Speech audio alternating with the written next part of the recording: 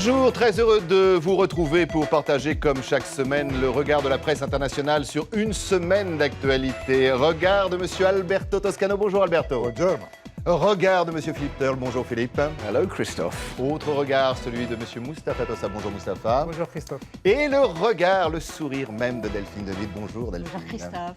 Alors, réveil difficile, on peut le dire, cette semaine pour l'Europe confrontée à un flot de plus en plus grand de réfugiés. Illustration en images, finissent ces arrivées orchestrées devant les caméras de télévision. Place à des scènes d'émeutes où forces de l'ordre tentent tant bien que mal de repousser les hommes et les femmes attirés par les grands discours de ces dernières semaines, résonnant à leurs oreilles comme celles de leurs passeurs d'ailleurs, comme autant d'appels vers des jours meilleurs. Police, contrôle, arrestation, barbelés, quand c'est selon en fonction des pays. Mais face à la peur, aux réactions mal mesurées des populations inquiètes, un mot est revenu comme un rempart dans la bouche de nos dirigeants cette semaine. Écoutez-le. Nous ferons en sorte aujourd'hui même qu'il y ait des conclusions qui fassent que l'Europe puisse respecter et faire respecter ses frontières. Nous serons extrêmement vigilants, extrêmement pressants, car sinon il ne peut pas y avoir d'accueil des réfugiés ou de répartition. Les frontières qui sont les nôtres, nous choisissons de les abaisser pour ceux que nous avons décidé de recevoir et nous choisissons de les maintenir pour ceux que nous n'avons pas décidé de recevoir. Autre voix de l'exécutif, mais vous allez le voir, même objectif. Quand j'ai annoncé que nous n'hésiterions pas à rétablir les contrôles aux frontières dans le cadre de Schengen, nous n'hésiterons pas à le faire s'il y a un afflux trop important. Alberto, que de changements en une semaine. C'est que de changements et que de tristesse.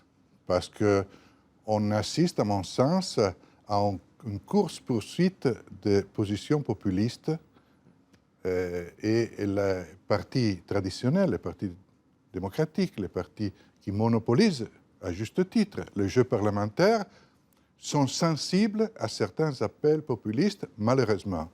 Schengen n'est pas la cause de ce qui se passe aujourd'hui en Europe. Schengen n'est pas la cause de cette vague de migration à travers la Méditerranée. Schengen, au contraire, est une garantie de collaboration entre les pays européens.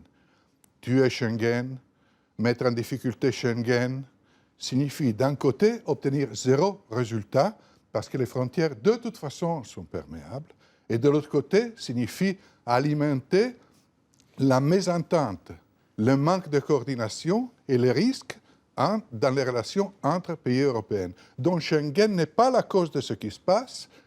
Rétablir les frontières, mettre en difficulté Schengen, suspendre Schengen, ce n'est pas la solution. Et je termine en disant que de toute façon, le traité de Schengen prévoit la clause qu'il puisse être suspendu temporairement.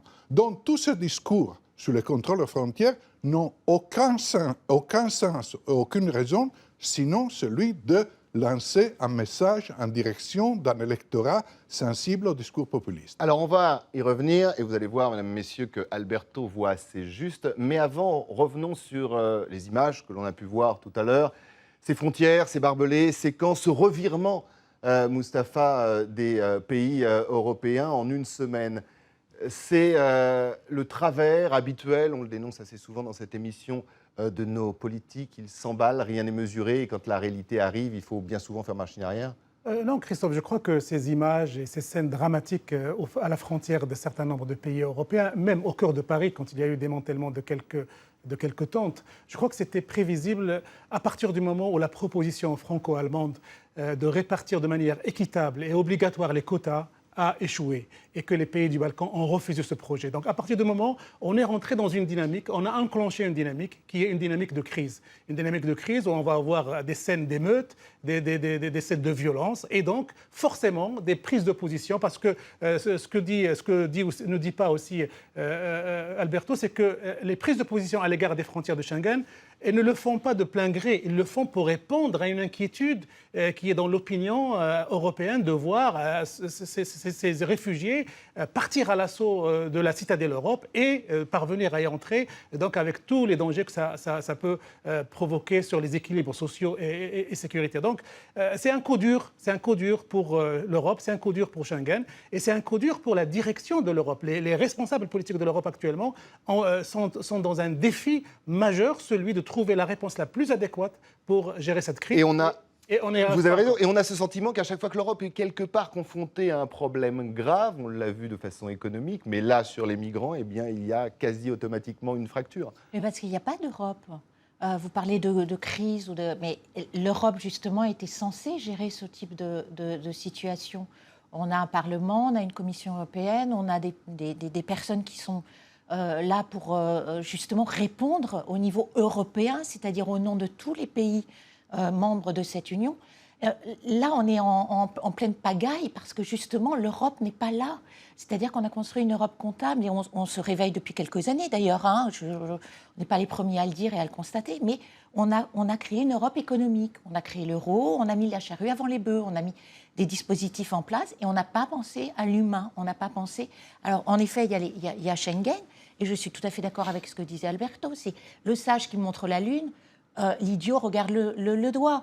C'est-à-dire qu'on va penser frontières pour être populiste, pour rassurer l'électorat qui s'inquiète, qui est en crise, qui se dit mon emploi. Mais en une semaine, ce revirement, Delphine. Il y a une crainte en France. Pour rebondir sur ce que tu dis, il y a une crainte parce qu'il y a un échec de la proposition européenne. Quand Merkel et Hollande se sont mis d'accord sur ce mécanisme de répartition. C'est Merkel qui a mené qui a le lead actuellement. Les deux n'ont pas réussi à convaincre les partenaires européens, donc il y a un échec. Et alors, ils ne pouvaient pas prendre les réfugiés tout seuls. La France ne peut pas prendre 40 000 réfugiés. Qu'est-ce qu'elle a fait il y a 35 ans, la France, avec 130 000 Elle a besoin que la Hongrie prenne des réfugiés. Elle n'est pas capable, la France, elle prend, avec 60 millions d'habitants, l'un des pays plus riches du monde, n'est pas capable de prendre 40 000 réfugiés. 77 000 logements H&M vacants. Et on ne fait rien. Cher Philippe, je vous sens silencieux. Parce qu'on est populiste et qu'on n'a pas de vision d'être pessimiste, mais on ne fait rien parce qu'on regarde au-dessus de son épaule en disant oui, on descend, il y a des élections. Alors si je fais quelque chose maintenant, je vais perdre. De toute manière, le Parti socialiste perdra, mais il perdra encore peut-être d'une façon plus dramatique. Mais là, c'est plus grave parce qu'on perd face à l'histoire. Là, c'est très grave, on est à un tournant historique. L'Europe est mal préparée, n'a pas vu venir ce phénomène. Quand ils ont créé Schengen, ça n'a pas du tout été créé pour gérer ce genre de situation.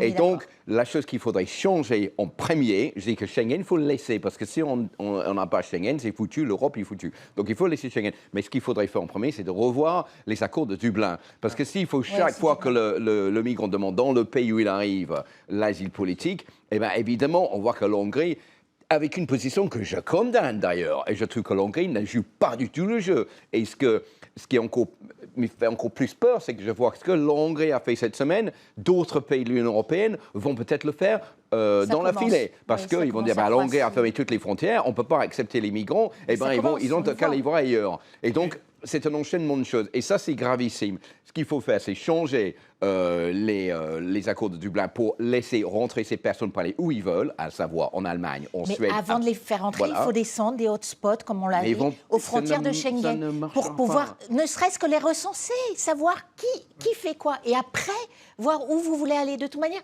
en France, on se pose la question en France, mais ça nous fait doucement rire, nous, vu de l'extérieur, d'Allemagne ou de Belgique. Il y en a très peu qui veulent venir franchement en France. Il y en a très peu. Ils sont intéressés par quoi? Belgique, Suède, Allemagne. Grande-Bretagne. Et Grande-Bretagne. Grande-Bretagne. Alors, juste, on le sent dans vos propos, cette considération politique franco-française, les élections qui arrivent, ça a un poids dans ce revirement. La peur du Front National.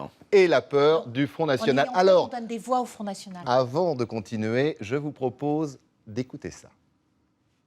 On voit bien, depuis qu'il est revenu, tous les thèmes qui ont été abordés par son parti, c'est l'islam, c'est les réfugiés, c'est les migrants. J'avais appelé à suspendre la libre circulation des ressortissants non européens au sein de Schengen. Immédiatement, l'amoureux fou des micros, M. Valls, s'est précipité pour faire rempart de ses convictions en disant « c'est pas possible, le pauvre ».